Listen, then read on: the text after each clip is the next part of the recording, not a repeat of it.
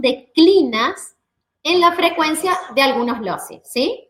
El apareamiento clasificado y una reducción en la eficacia biológica de los híbridos conduce al desarrollo final de la especiación. En general, este tipo de especiación es difícilmente distinguible de la especiación alopátrica. ¿Por qué? ¿Qué decía la alopátrica?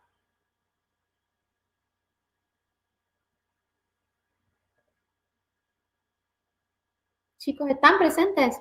Alo, otro.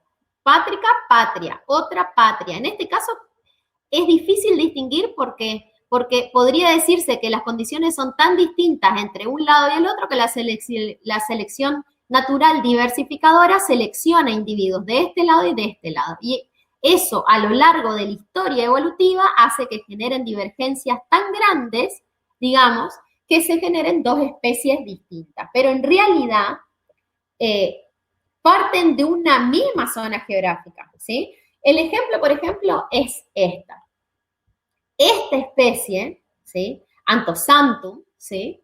Ven que es como una, en este caso, ¿sí? Vamos a decir que podría ser este ejemplo, ¿sí? Tiene dos, vamos a decir, un solo hábitat, pero dos zonas bien, geográficamente es la misma, pero dos zonas bien distinguibles, ¿sí? Algunas viven en suelo contaminado, ¿sí? Con residuos mineros, y otra en suelo sin contaminar, ¿sí? Experimentan selección natural, ¿sí? Que hace que, por ejemplo, estas plantas lleguen a sobrevivir porque generan características que los hacen resistentes a vivir de suelos contaminados con residuos mineros, ¿sí? Sin embargo, acá que está sin contaminar, estas plantas no son resistentes. Si llega a venir residuos mineros, posiblemente desaparezcan, ¿sí? Entonces no sufren, digamos, selección natural para ese carácter de resistencia a los residuos mineros, ¿sí? A lo largo de la historia evolutiva, vamos de vuelta, ¿sí? De periodo de tiempos geológicos grandes, los cambios entre una y otra hacen que ambas poblaciones, ¿sí? Sean aisladas reproductivamente. ¿Por qué? Porque son seleccionados únicos alelos, por ejemplo, específicos que generan resistencia. Resistencia a sobrevivir en salinidad, resistencia a sobrevivir a metales pesados, ¿sí? Esto, sin embargo, no. Y eso las hace divergir a lo largo del tiempo, ¿sí? Pero en un principio vivían en una misma zona, no había una barrera grande geográfica que las divida, ¿sí? Un ejemplo de esto podría ser plantas, moluscos terrestres, pequeños mamíferos, o sea, insectos no voladores, algunos anfibios, reptiles, son los organismos candidatos a este tipo de especiación, ¿sí? En general se trata de organismos con hábitos sedentarios que tienen poca capacidad de dispersión, ¿sí? Para terminar, les puse algo de especiaciones tan simpátrica que en realidad no aparece mucho, ¿sí? Pero sin embargo es como algo nuevo que implica la aparición de nueva independencia evolutiva debido a mutaciones cromosómicas. Ustedes ya vieron, digamos, en genética todo lo que son mutaciones cromosómicas, que puede ser inversión, una inversión grande de algún cromosoma, o la fusión o la traslocación, ¿sí? Eso va a posibilitar a los individuos que porten todo ese reordenamiento, digamos, que colonicen con mayor éxito un hábitat o un área, digamos, que va a estar pegada a esa especie madre, ¿sí? O sea que ese reordenamiento le da una ventaja, digamos, frente a la otra. Y llegan con el tiempo a seleccionarse esa ventaja y a generar dos especies que divergieron evolutivamente a causa de mutaciones, por ejemplo. Ese sería un tipo de especiación estancipátrica, ¿sí? Y por último está la peripátrica, en donde la nueva especie va a surgir en hábitats marginales, ¿sí? O sea, si ustedes ven, por ejemplo, un gran lote de monte, ustedes saben, hay algunos que están cursando hasta la especialidad, me parece, hicieron cursos de la especialidad de biología de la conservación, ¿es así o no? Cuando hay un gran lote, imagínense que esto es un lote grande de monte, siempre las poblaciones que están en los bordes, ¿sí? En los bordes, son bastante distintas, divergen, digamos, de las que están en el centro. Y a su vez, estamos hablando de lotes grandes, ¿no? Están aisladas, pero únicamente hasta por la localización, aunque estén habitando la misma condición de clima, las mismas, ¿sí? Entonces, en este caso, la peripátrica, la nueva especie va a surgir en hábitats marginales, que podrían ser así, ¿no? El flujo entre esas poblaciones puede reducirse y finalmente ser inexistente, gracias a lo cual las poblaciones que están periféricas se convierten en especies diferentes, ¿sí? O sea, las que viven en los límites, vamos a decir, de distribución de las poblaciones, se diferencian mucho de la población que está central, por ejemplo, ¿sí? El flujo empieza a reducirse hasta tal modo, digamos, que se hacen especies distintas. Un ejemplo, este sería el caso, por ejemplo,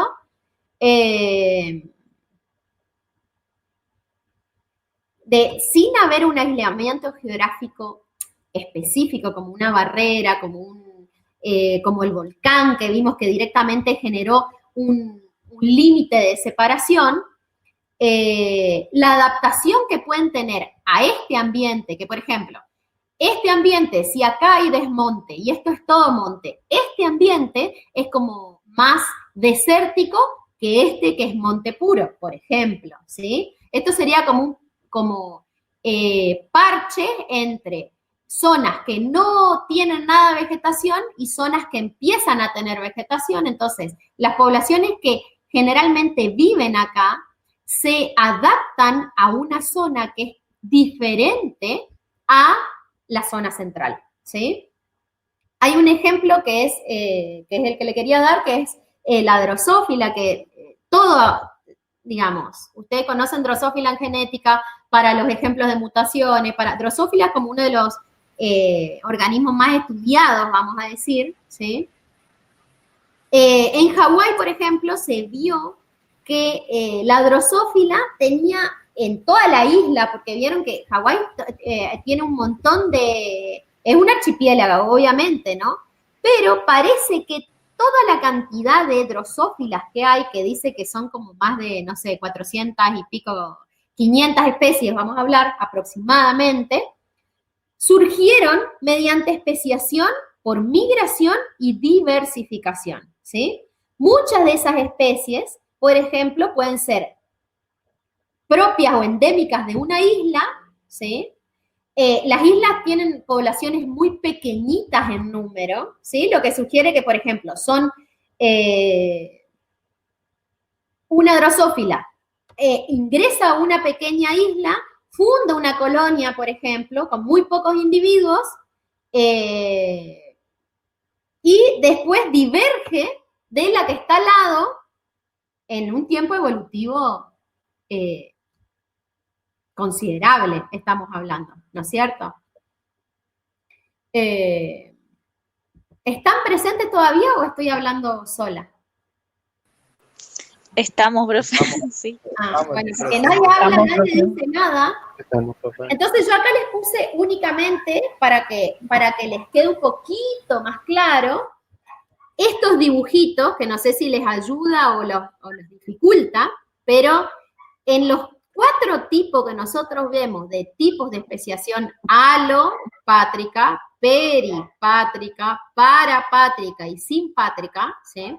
Esta es la población original, supongamos que todas son iguales. En la fase inicial de especiación, la alopátrica tiene una barrera, ¿sí? La peripátrica no, porque es solamente, dijimos que, por ejemplo, es población que está en los límites, en los bordes, ¿sí? La parapátrica directamente conquista un nuevo nicho, pero no está separada tampoco, ¿sí? Y la simpátrica directamente hay un cambio, pero está dentro de la población original, ¿sí? A lo largo de la evolución del tiempo geológico se genera un aislamiento reproductivo. Acá directamente ya se producen 2 colores porque son 2 poblaciones que están aisladas, ¿sí? Por esta barrera.